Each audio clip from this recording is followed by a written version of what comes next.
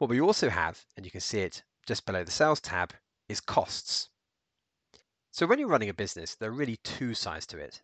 The first side is sending quotes out, winning work, getting paid. But there's a second side to it, and that's actually the costs of running a business. This is especially important if you're VAT registered, because of course the difference between what you've invoiced and what you've spent is your VAT return. However, we'll talk about VAT and things like Making Tax Digital at a later part of this video. But for now, let's talk about costs. And Power now supports two types of costs.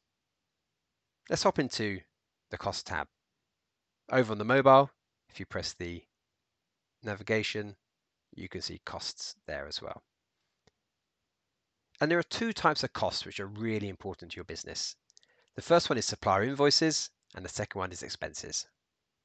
And what's the difference? Well, a supplier invoice is an invoice which you have received for goods you have purchased.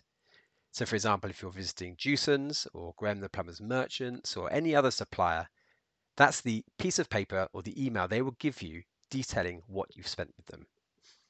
An expense is different. An expense is petrol. An expense is maybe lunch, whatever it's going to be, any other supplementary things which cost your business.